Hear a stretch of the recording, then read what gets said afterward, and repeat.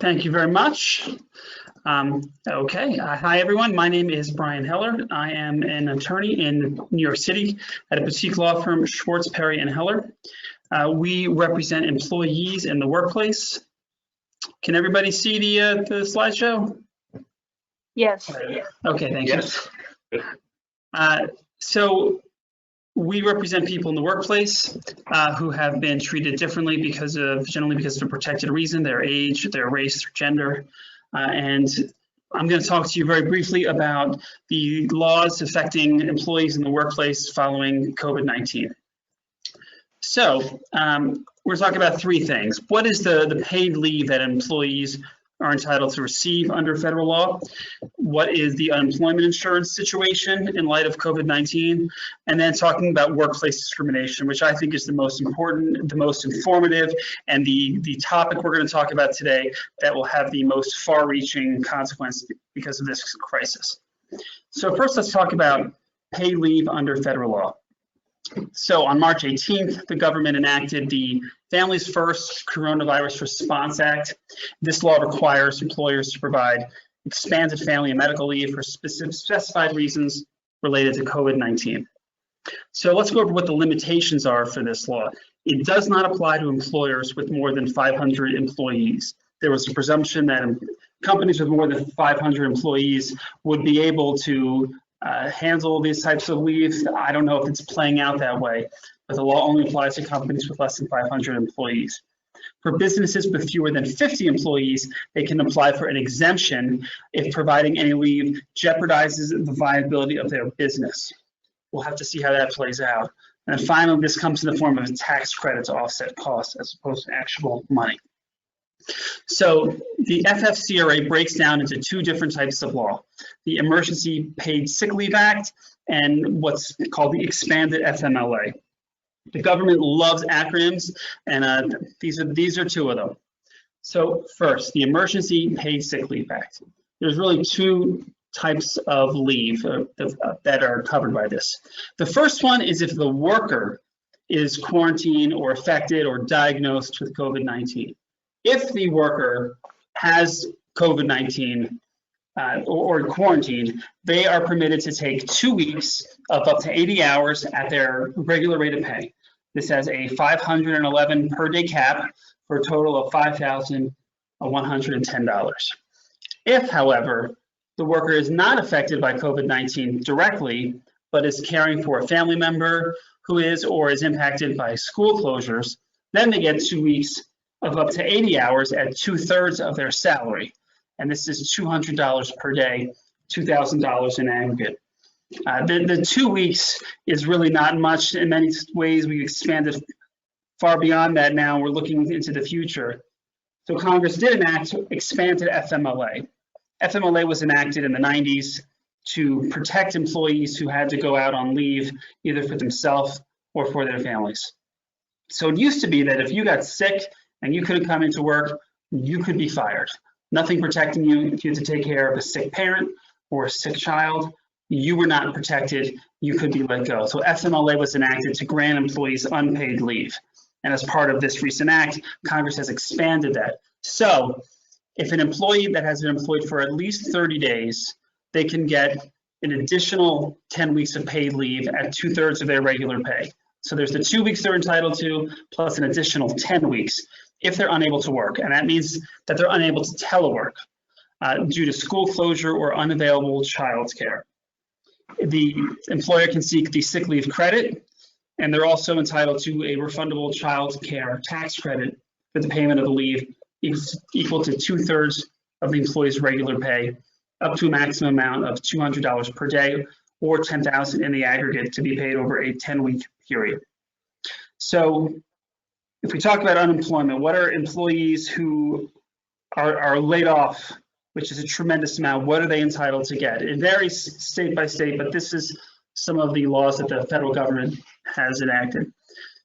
So on March 27th, there was a $2 trillion stimulus package that greatly expanded who was entitled to get unemployment benefits, what people were entitled to receive. So this is called the CARES Act. It is the Coronavirus Aid, Relief, and Economic Security Act, Sylvia was talking about it. And this is supposed to help displaced workers make ends meet, and it guarantees that $600 extra per week for 4 months. We'll talk a little bit more in specifics about what that really means. It also expands the eligibility of workers who typically could not collect unemployment.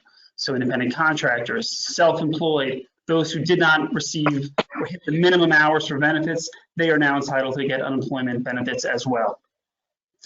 So furloughed workers or those who are temporarily laid off can collect unemployment while still retaining their benefits. The phrase furloughed it's a bit of a fiction. There's no legal definition between someone who's furloughed and someone who's been laid off. And there's no difference between someone being laid off and someone being fired. But in this context, when we talk about furlough, there's an assumption that the employee will go back to work, will perhaps be able to retain their benefits while they're laid off. But there's no legal difference between someone who's fired and someone who's furloughed, other than the hope they might come back. So as Sylvia was talking about, subchapter S owners can collect unemployment if they are classified as employees. So if you're receiving a W-2 and you're already paying into unemployment through a payroll withholding, then you're entitled to collect unemployment as well under this expanded package. Okay, so here's just a basic overview of what's included. So first, there's regular unemployment. That's what everybody thinks about. It varies in different states as to how much and how to apply. Then there's the pandemic emergency unemployment compensation. So if individuals had been on unemployment but exhausted their benefits, I believe it's if they had been on unemployment up until July 2019, they can restart their benefits, or they can stay on unemployment for longer. That's the PUC acronym. Then we got the pandemic unemployment assistance. That's the PUA. That's the non-traditional recipient, the self-employed workers, the independent contractors. Generally, these people would not be entitled to get it, but they can now. And I believe it varies by different states, but you have to be denied the state unemployment in order to apply for the PUA. I know in New York, it's you do one application and you have to go through the process in the New York State and be denied regular unemployment insurance before you can get PUA. And then finally, there is the pandemic unemployment compensation. And this is the additional $600 per week through the end of July 2020. So this is a short cheat sheet on what people are entitled to get for unemployment insurance. So let's talk about workplace discrimination. Now, the backdrop to all this is that it's employment at will. Employment at will, it means that an employer can do whatever they want. They can let somebody go for a good reason, a bad reason, or no reason at all. They don't need cause. They do not need to give an explanation. An employer can let someone go because they don't like their shirt, because they want to give the job to their nephew, or even because it's Tuesday. There's no oversight by the courts into who lets other people go. It differs in various states, but it generally, and in New York, it's employment at will. So just like you can quit at any moment without any notice, they can fire you without any notice. So we'll talk about employee rights. Employment at will, there's very few rights. The only time an employee is truly protected under the law is if they're being let go or targeted for a protected reason. So what's protected? Age, race, gender. If someone's being targeted because of a traditionally discriminatory reason, then they may have a claim under the law that would give them some protection.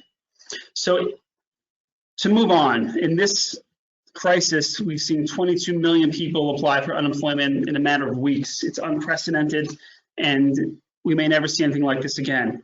But for most of those people, there's no legal claim that they have against their employer. If a retail store shuts down and lays off their employees, there's no action that the employees can take. They don't have any right to their job. But if, however, an employer is using the crisis as a pretext to cover up discrimination, that's when there may be a claim. Sylvia had that great quote from Winston Churchill that never pass up a crisis as an opportunity. There are some situations, not many, but there are some situations where employers are trying to use the coronavirus to cover up decisions they've been looking to do for a while. So we have a client who was diagnosed with cancer and was instantly treated differently.